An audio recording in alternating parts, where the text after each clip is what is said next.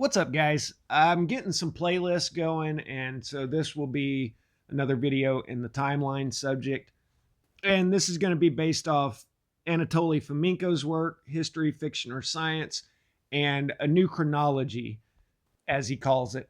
So this came out a few years back, and this guy is a Russian mathematician that compared events such as solar eclipses and this and that in historical events with Scaligean chronology, which we'll get into in a minute, and said that no, there's no way that this could have happened in this place at that time. And this was the basis of the theory of a lot of videos out there saying that there's been 1,000 years added to the timeline since the time of Christ. So this is a huge volume of work, and we're only going to be able to cover a little bit at a time.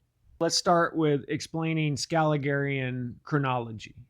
The chronology of ancient and medieval history in its present form was created and, for the most part, concluded in a series of fundamental works of the 16th and 17th century that begins with the writings of Joseph Justus Scaliger from 1540 to 1609, and he's known as the founder of modern chronology as a science.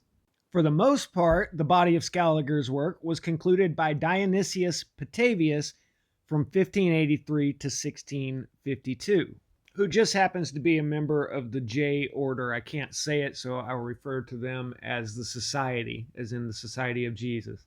So these two guys in the 16th and 17th century laid the groundwork for all of the ancient chronology that everyone uses to this day. However, it's believed that the foundations of chronology were laid by Eusebius Pamphilus and Saint Hieronymus, allegedly in the 4th century AD.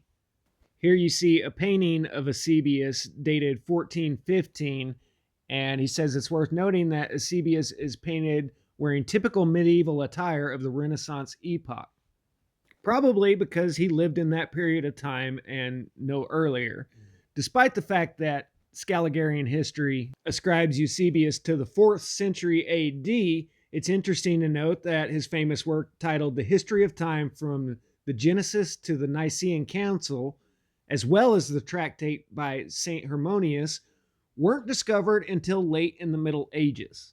Now, I can't tell you how many times I've come across a painting that was made either hundreds or thousands of years after the event that it's depicting, and also the crazy amount of quote-unquote Roman writers that somehow disappeared for the 800 years of the Middle Ages just to resurface in the 15th, 16th centuries.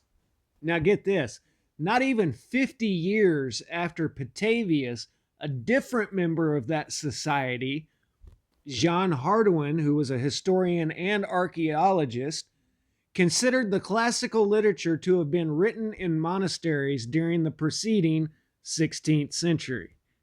In 1902, the German Robert Baldorf wrote in History and Its Criticisms, proving that not only ancient history, but even that of the early Middle Ages is a forgery of the Renaissance epoch and the subsequent centuries with the use of nothing but philological arguments. Just so you know, philology is the study of ancient languages and their progression. So he just argued the points that, hey, there was no way this was written when you guys said it was, just based off the style of the writing. Now, this next bit I find interesting because he gives a completely different account of the founding of Rome as to what most of us has heard about Remus and Romulus being founded by the she-wolf and all that. Anyway, according to Hellanicus and Damascus, who are supposed to have lived in the 4th century BC and whose opinion on this matter was later supported by Aristotle, Rome had been founded by Aeneas and Ulysses and named after the Trojan woman Roma. Several medieval authors concurred with this as well, as we see in this miniature, named the Trojans founding cities, and it lists those. One has to remark that it represents a medieval scene. Thus, the foundation of Rome occurs immediately after the Trojan War, which both Aeneas and Ulysses took part in. Fomenko points out this means one of the following. The foundation of Rome took place 500 years earlier than is generally thought, or the Trojan War occurred 500 years later than thought, or the chronographers are deliberately lying about Aeneas and Ulysses founding Rome. According to historian N. Radzig, the matter here is that the Roman manuscripts have not survived until our times, so all our presumptions are based off whatever the Roman annalists have to tell us. But even here, we run into the major difficulties, the principal one being that even the annalist material is represented very poorly.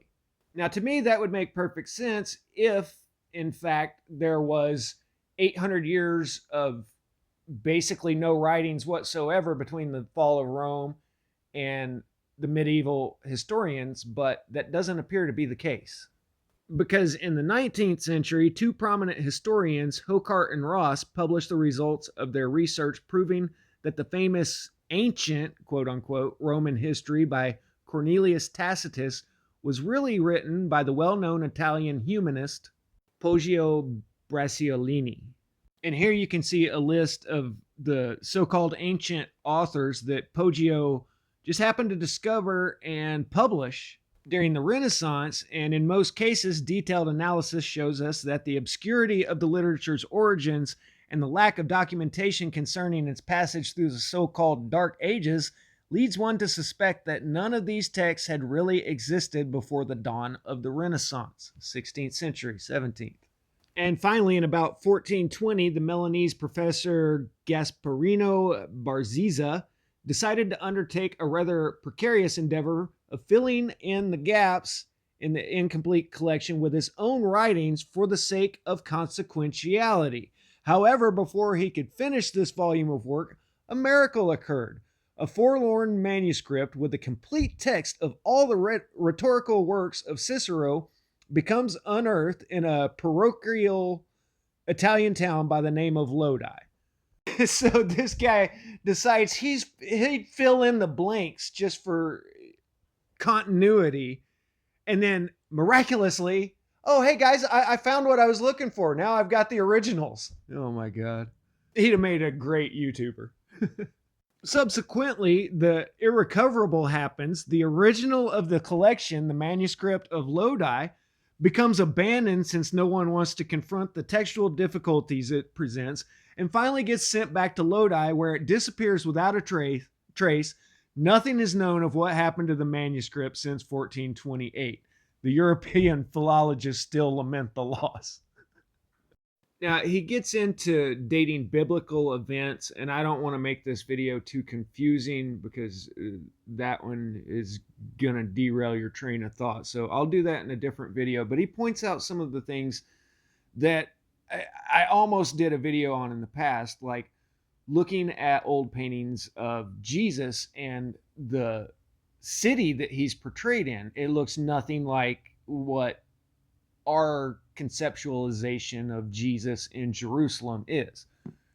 So for now, I'm just going to do a shallow dive into the subject, not going that deep, but look at this portrayal of Nimrod, King Nimrod, and Babylon. Now, I guess one could argue that they just looked out the window and decided that they would portray an event from 2,000 years prior to what they were seeing out the window. I also want to do a video on architecture at some time, because according to YouTube, everything is Tatarian, but what we're looking at is obvious Gothic architecture in the background, and you can follow this progression. You can tell which churches came first, and they liked this idea and used it over here. Anyway, this is a photo portraying Jesus carrying the cross that I took at the mission in San Juan Capistrano. So this painting is from the 1800s or earlier, and look at the background of what should be Jerusalem, right? That's row after row of 2 to 3 story stone houses as far as the eye can see down through there. And it looks very much to me like what we would call Roman architecture. But the Via Dolorosa, the Way of Sorrow in modern Jerusalem, looks like this, with almost Muslim Levant style architecture. Yet most of the Renaissance paintings portray more of a Roman style architecture in the background. Now, this could just be because none of the artists had actually been to Jerusalem and had any reference point to base their artwork off. I don't know. Like I said, that's a deep subject to get into. But they are definitely portraying Nimrod as a giant in this here depiction. And if you zoom in here, they're saying that this is the Tower of Babylon. And then you look up and you see the angels coming down to confuse the languages. So here they're calling it the Tower of Babylon. So where did we even get the Tower of Babel? Another very interesting depiction here is the top is showing scenes from the siege at Troy, and the bottom is showing the picture of the founding of Paris. How do these even wind up in the same depiction, the same sentence, the same paragraph when they're supposed to be thousands of years apart?